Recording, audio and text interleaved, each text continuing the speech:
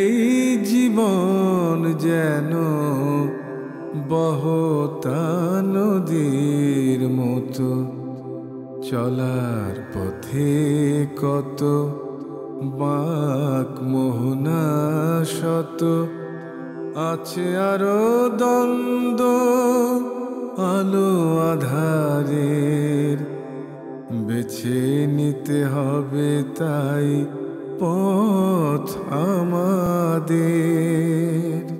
আসসালামু আলাইকুম। প্রিয় দর্শক, আপনারা যারা দেশে আছেন প্রবাসে, সবাইকে জানাই অনেক অনেক প্রীতি ও শুভেচ্ছা।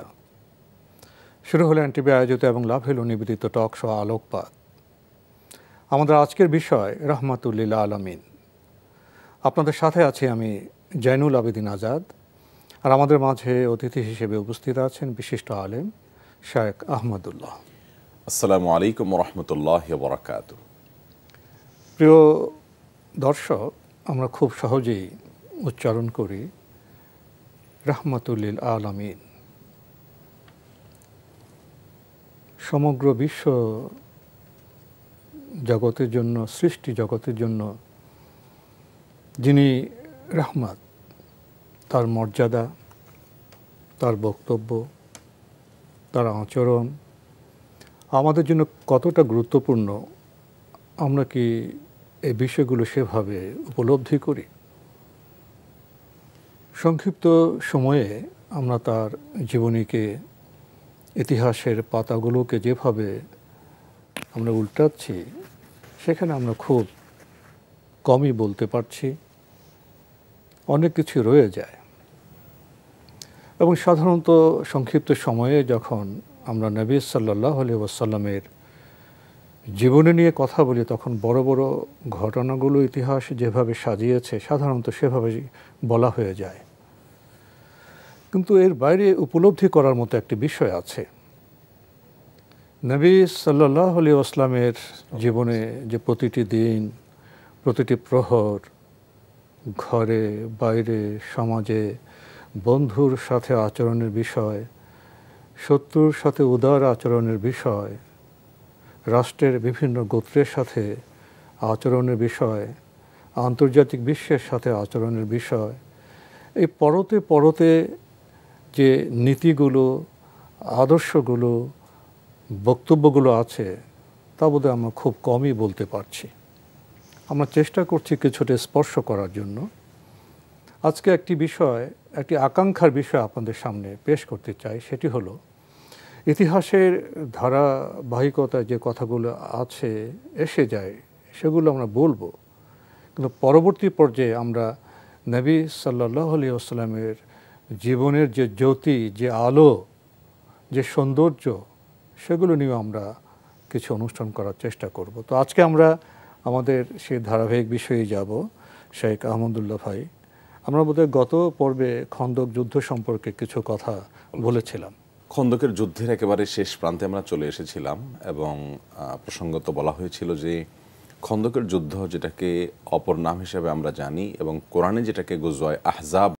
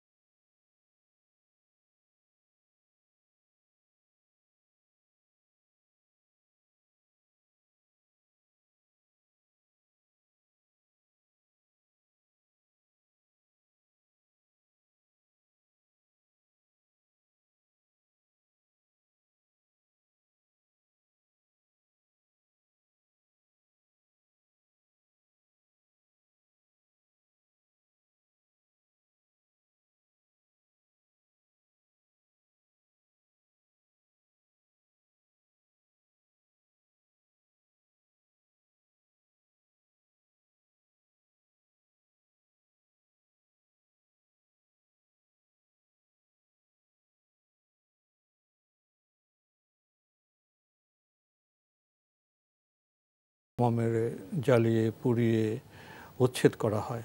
এই পার্থক্যটা বোধহয় আমাদের আরও স্পষ্ট করে নির্দেশ করা প্রয়োজন যে কেন এই গজওয়া বা সারিয়া, কেন নবী ইসলাম এবং মহান সাহাবিদের তো আপন জন্মভূমি থেকে উচ্ছেদ করা হলো, তাদের অভিবাসী উদ্বাস্তু করা হলো, তারা মদিনায় হিজরত করে গেলেন, সেখানেও তাদের থাকতে দেওয়া হবে না, সেখান থেকেও তাদের উচ্ছেদ করা হবে। মহানবী সাল্লাল্লাহু আলাইহি ওয়াসাল্লাম মতো মহান ব্যক্তিত্ব, মহান সাহাবীদের কি পৃথিবীতে টিকে থাকার কোনো অধিকার নেই? জীবনযাপনের কোনো অধিকার নেই? পৃথিবী তো আল্লাহর। তাদের উপর যে জুলুমের যে একটি বার্তা তারা দিচ্ছিল বিভিন্ন সময়, তারা বিভিন্ন যুদ্ধের আয়োজন করেছিল এবং মদিনার রাষ্ট্রকে ব্যর্থ করার জন্য অপপ্রচার করা হচ্ছিল, নবী সাল্লাল্লাহু আলাইহি ওয়াসাল্লাম এবং সাহাবাদের বিরুদ্ধে নানা কুৎসা রটনা করা হচ্ছিল এবং সমাজের শান্তি নষ্ট করার জন্য বিভিন্ন আয়োজন করা হচ্ছিল।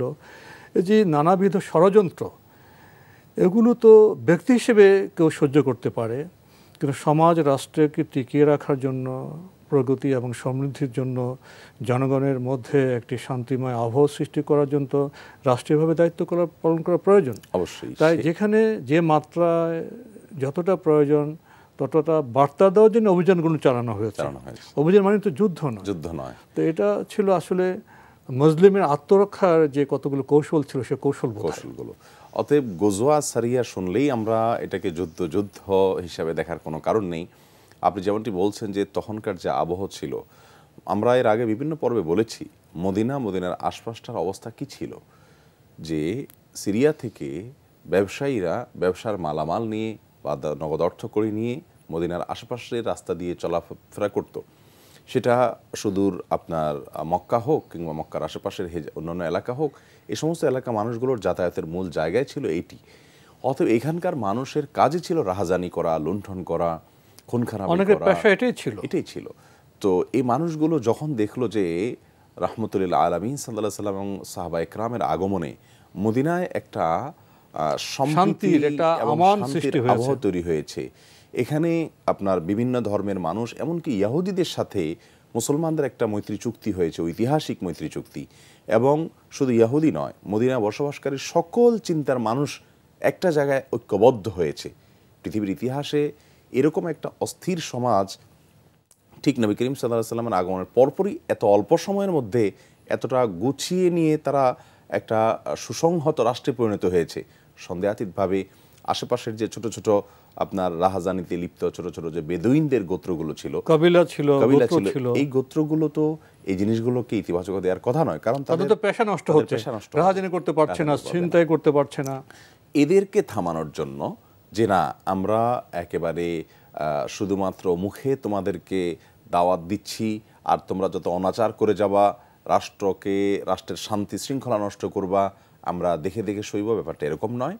এই জন্য সশস্ত্র মহড়া দিয়ে তাদেরকে যুদ্ধকে খেলায় পরিণত করেছে যে জাতি, সে জাতিকে যুদ্ধ থেকে বেরিয়ে যে অভিযান পরিচালনা করা যায়, একটা এলাকাতে শান্তি শৃঙ্খলা রক্ষা করা যায়, তিনি দেখিয়েছে। গজওয়াত আহজাব বা খন্দকের যুদ্ধের একেবারে পরিশেষে আমরা দেখেছি যে আল্লাহ রাব্বুল আলামিনের অলৌকিক সহায়তা এসেছে। আল্লাহ রাব্বুল আলামিনের সুন্নাহ হলো মানুষ তার সাধ্যের সবটুকু করার পর আল্লাহ রাব্বুল আলামিন তার কল্যাণার্থে যদি ভালো মনে করেন, তাহলে আল্লাহ তাআলা তাকে অলৌকিক সাহায্য করেন। আবার কখনো কখনো তাকে ওই পর্যায়ে আল্লাহ তাআলা অলৌকিক সাহায্য করেন না, এই অবস্থায় তার মৃত্যু হয়ে যায়, আল্লাহ তাআলা এর বিনিময়ে তাকে আখিরাতে চূড়ান্ত পুরস্কার হিসেবে জান্নাত দান করে থাকেন। তো এই যে যুদ্ধ, এখানে আমরা দেখলাম যে সাহাবীরা বহু কষ্ট করলেন, পেটে পাথর বাঁধতে হলো তাদেরকে, খাবারের অভাব ছিল, এবং প্রায় 1 মাস এই পরীক্ষা খনন করার পর তাদেরকে অবরুদ্ধ করে রেখেছিল আপনার মুশরিকদের সেই 10,000 লোকের বিশাল বাহিনী।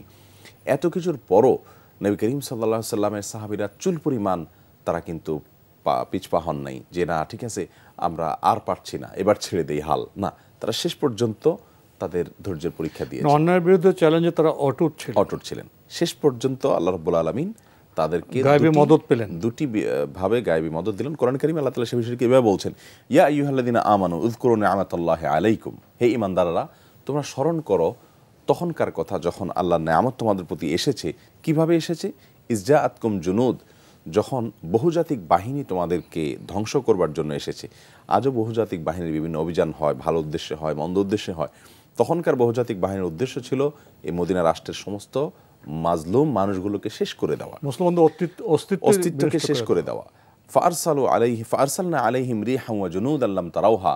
আল্লাহ বলছেন যে সেই বাহিনী আসার পর আমি তোমাদের জন্য দুটি জিনিস প্রেরণ করেছি। এক হলো মরুঝড় প্রেরণ করেছি, যেই মরুঝড়ে তাদের চোখ, তাদের বাহন, ঘোড়া এবং বিপর্যস্ত হয়ে গেল, সবগুলোর চোখ অন্ধ হয়ে গেল এবং এতটা বিপর্যস্ত হয়েছে যে ছত্রভঙ্গ হওয়া ছাড়া কোনো উপায় ছিল না তাদের কাছে। ওয়া জুনুদান লাম তারাউহা, এবং আল্লাহ তাআলা পাশাপাশি ফেরেশতা পাঠিয়েছেন, এমন ফেরেশতা যাদেরকে তোমরা দেখোনি। আহজাবের যুদ্ধে আল্লাহ রাব্বুল আলামিনের সে দুই ধরনের গায়বী মদদে সাহাবা ইকরাম এমন বিজয় লাভ করলেন যে বিজয়ের পর নবী করিম সাল্লাল্লাহু আলাইহি ওয়াসাল্লাম বলেছেন যে আজ থেকে লা নাগজুহুম ওয়ালা ইয়াগজুনানা, আজ থেকে আমরা বরং যুদ্ধ পরিচালনা করতে পারি যদি চাই, তারা আর আমাদেরকে ধ্বংস করবার জন্য কোনো অভিযান পরিচালনা করবে, কোনো যুদ্ধ আমাদের উপরে চাপিয়ে দেবে, সে সুযোগ আর তাদের থাকবে না। কারণ এই যুদ্ধটা ছিল প্রকৃত অর্থে এবং বাস্তবিক বিচারে মক্কার মুশরিকদের তরফ থেকে সর্বশেষ এবং চূড়ান্ত যুদ্ধ। অর্থাৎ এরপরে আর তাদের কিছু করার ছিল না, শেষ অস্ত্রটা তারা খেলে ফেলেছে। সহিহ বুখারীতে এই বিষয়ে বর্ণনা আছে, অনেকগুলো বর্ণনা আছে। সবগুলোকে একত্র করলে দেখা যায় যে আশেপাশের যতগুলো শক্তি ছিল, স্বয়ং মদিনার থেকে যে ইহুদিরা ষড়যন্ত্র করে এই যুদ্ধের অবতারণা করেছিল, অর্থাৎ এই যুদ্ধটা তো হতো না। মদিনা থেকে যখন বনু নাজিরের কিছু লোক তারা মক্কায় কাফিরদেরকে গিয়ে বলল যে তোমরা আসো, আমরা তোমাদের সঙ্গ দিব, আমাদের সাথে বিশাল বাহিনী আছে, আমরা মদিনায় ভেতরে থেকে তোমাদের সাথে যোগদান করবো, অর্থাৎ গাদ্দারি করবে, এই যে বিশ্বাসঘাতকতা করবে তারা, এটা তারা আগে জানান দিয়ে এসছে। এদিকে সর্বাত্মক আয়োজন। একদিকে তাদের সাথে রহমতুল আলামিনের চুক্তি ছিল মদিনা, ঐতিহাসিক মদিনা সনদের মাধ্যমে, যে আমরা মদিনা এই সমাজটাকে, রাষ্ট্রটাকে রক্ষা করব, আমরা যে যে ধর্মের হই না কেন আমাদের রাষ্ট্র রক্ষার ক্ষেত্রে আমরা একে অন্য সহযোগিতা করব, তোমাদের উপরে চড়াও হলে কেউ আমরা সহায়তা করব, আমাদের উপরে চড়াও হলে তোমরা সহায়তা করবে। এই চুক্তি থাকা অবস্থাতেই তারা গিয়ে গোপনে মক্কার লোকদেরকে প্ররোচিত করে বিশ্বাসঘাতকতা, এই বিশ্বাসঘাতকতার ফসল তারা পেয়েছে পরবর্তীতে। তো এই বিশ্বাসঘাতকতার ফলে যেটি হয়েছে যে সর্বগ্রাসী যুদ্ধ পরিচালনা করেছে মক্কার মুশরিকেরা 10,000 বাহিনী নিয়ে। এরপর আর তাদের এর চাইতে বড় কিছু আর করার সুযোগ ছিল না। যখন এটাতে তারা পরাস্ত হয়ে গেল আল্লাহর অলৌকিক সহযোগিতায়, তখন নবী করিম সাল্লাল্লাহু আলাইহি ওয়াসাল্লাম সাহাবীদেরকে অভয় দিয়ে বললেন যে এটি হলো শেষ, মক্কার মুশরিকদের তরফ থেকে আর আমাদেরকে প্রেসার দেওয়ার মতো, চাপ দেওয়ার মতো আর কিছু নেই। সর্বশেষ চাপটা আল্লাহ তাআলা আমাদের কাছ থেকে সরিয়ে দিয়েছেন অলৌকিকভাবে। এখন থেকে আমরা চাইলে এখন চালকের আসনে আসি, আমরা চাইলে এই কোনো অভিযান পরিচালনা করবো আর তারা চুপচাপ থাকবে। যাই হোক, নবী করিম সাল্লাল্লাহু আলাইহি ওয়াসাল্লামের এই গুজরাতুল আহজাবের এই ঘটনা এমন একটা ঘটনা যে এমন একটা আপনার কষ্টসাধ্য অভিযান ছিল, যে অভিযানটাতে মদিনা শহরকে রক্ষা করতে গিয়ে 1 মাস পর্যন্ত ক্ষুধার্ত পেট নিয়ে সাহাবীরা লড়াই করতে হয়েছে এবং সামান্য কয়েকজন মানুষ মারা গেলেও কষ্ট হয়েছে অনেক বেশি। এখানে সবচেয়ে বড় কষ্টের যে জায়গাটা ছিল তা হলো সালাত ছুটে যাওয়া। নবী করিম সাল্লাল্লাহু আলাইহি ওয়াসাল্লামের জীবনে যেটা কখনো হয়নি, সেটি হলো ফরজ সালাত ছুটে যাওয়া। একবার তার ফজরের সালাত ছুটে গিয়েছিল, সেটা ঘুমের কারণে। আর এই দ্বিতীয় ঘটনা হলো এই গজওয়াতুল আহজাব বা খন্দকের যুদ্ধের সময়, যে নবী করিম সাল্লাল্লাহু আলাইহি ওয়াসাল্লামের এক বর্ণনা অনুযায়ী, তিরমিজি এবং নাসাইর বর্ণনা অনুযায়ী জোহর, আসর, মাগরিব, এশা 4 ওয়াক্ত সালাত, 4 ওয়াক্ত নামাজ ছুটে গেছে। আর বুখারীর বর্ণনা অনুযায়ী, অন্য বর্ণনা অনুযায়ী দেখা যায় যে শুধু আসর ওয়াক্তটা ছুটে গেছে, অর্থাৎ সাহাবীরা পড়তে পারেননি। কেন পড়তে পারেননি? যুদ্ধের ভয়াবহতা এরকম ছিল যে এই ভয়াবহতার মধ্যে সালাত আদায় করার মতো ফুরসতটুকু তারা বের করতে পারেননি, অর্থাৎ সালাতে দাঁড়ালে তাদেরকে শেষ করে ফেলা হবে, এরকম একটা পরিস্থিতির মধ্যে দিয়ে তারা সালাত আদায়ের কোনো পরিবেশ ছিল না, পরিস্থিতি ছিল না।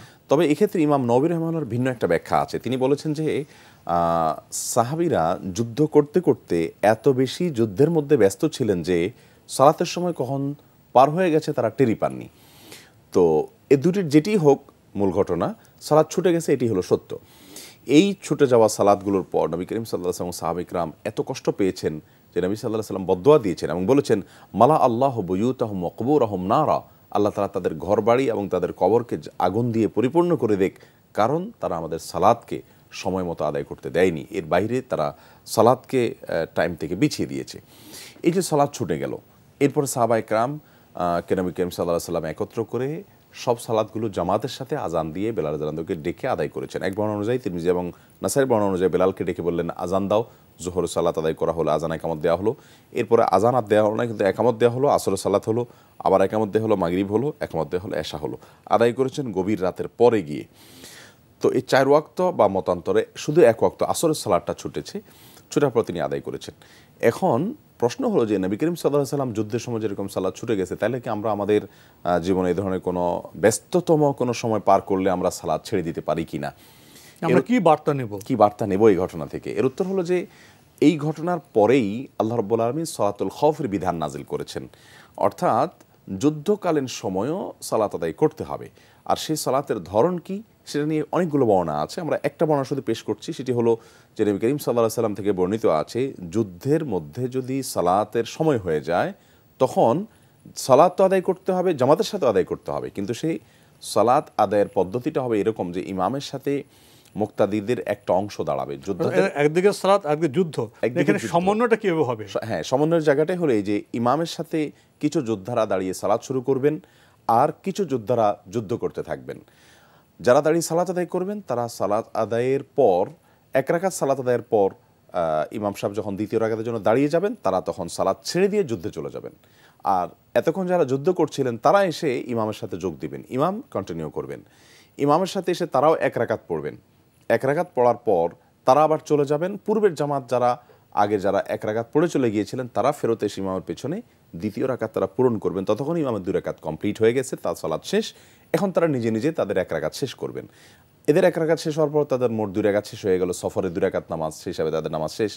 এবার অপর যে দল 1 রাকাত পড়ে গেছিল তারা এসে শেষ করবেন। তার মানে পালা করে 1 রাকাত করে ইমামের পিছনে সালাত আদায় করবেন। তারপরেও সালাত ছাড়া তো দূরের কথা, জামাত ছেড়ে একাকী যার যার মতো এলোমেলোভাবে সালাত আদায় করবেন না। কারণ যুদ্ধ তো শৃঙ্খলা, আপনাকে অভিযানে যুদ্ধে সেখানে শৃঙ্খলা এবং আনুগত্যের যে ব্যাপার আছে সেটা তো সালাতের মধ্যে আরো বেশি করে আপনি প্রশিক্ষিত পাবেন। এখানে উপলব্ধির করার মতো বোধহয় একটা খুব বড় বিষয় আছে, অর্থাৎ বান্দার পরীক্ষা। জি, বান্দা কখনো বাধ্য হলে যুদ্ধ করবে, কিন্তু সালাত না পড়লে তো বান্দা হওয়া যাবে না। এবং একটা পরিবেশে একটা যুদ্ধক্ষেত্রে একই সাথে সালাত এবং যুদ্ধ এই দুটা আদায় করতে গেলে বান্দাকে যে পরীক্ষার সম্মুখীন হতে হয়, এমন দ্বিতীয় উদাহরণ বোধহয় পৃথিবীর ইতিহাসে আর কোথাও পাওয়া যাবে না। মুসলমানদের এই যুদ্ধকালীন সালাতটাকে নিয়ে শুধু যদি কেউ গবেষণা করেন তাহলে দেখতে পারেন যে মুসলমান ইবাদত বন্দেগী যেটা করবে এটাই তার মূল শক্তি।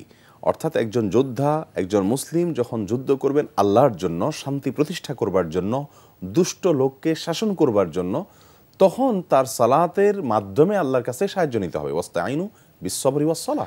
মানে জীবনযাপনের বিভিন্ন ক্ষেত্রে কখনো যোদ্ধা হতে পারে, কখনো সাহিত্যিক হতে পারে, কখনো বৈজ্ঞানিক হতে পারে, কখনো ব্যবসায়ী হতে পারে, কখনো কৃষক হতে পারে, কিন্তু সবচেয়ে বড় পরিচয় তার বান্দা।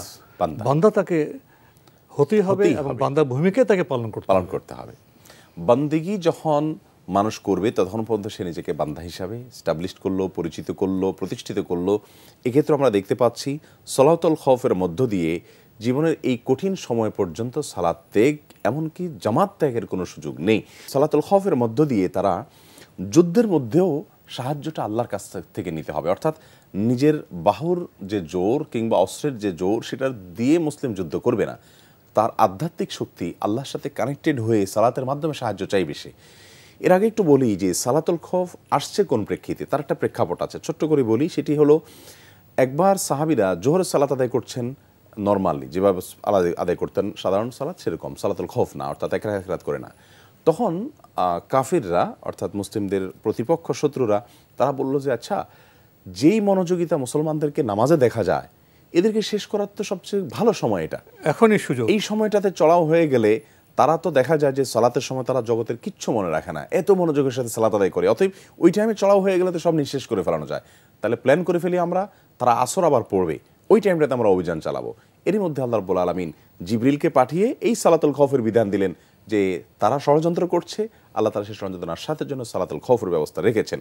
এমনকি আল্লাহ কোরআনে বলেছেন যে ফাইন খিফতুম ফারিজালান আও রুকবানা, তোমরা যদি এই সালাতুল খৌফ সারিবদ্ধভাবে জামিয়ে দাঁড়িয়ে সালাত আদায় করার মতো পরিবেশ না থাকে তোমাদের যুদ্ধের ক্ষেত্রে, তাহলে সেক্ষেত্রে ফারিজান আর রুকবানা, হেঁটে হেঁটে বাহন যেদিকে যায়, এক একজনটা এক দিকে, কেবলা হচ্ছে না, দরকার নাই, অসুবিধা নেই, এখানে কেবলা তোমাদের জন্য আর প্রযোজ্য না, যে যেদিকে আছো সেদিকে ফিরে সালাতের নিয়ত করে সালাত আদায় করবে।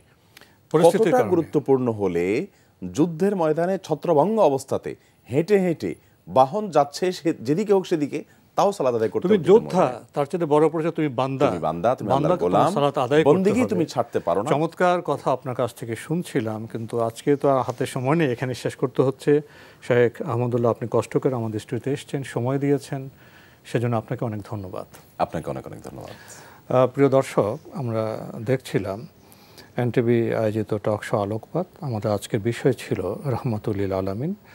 আমাদের অনুষ্ঠান আপনারা এনটিভি অনলাইনেও দেখতে পারবেন, ভিজিট করুন www.ntvbd.com।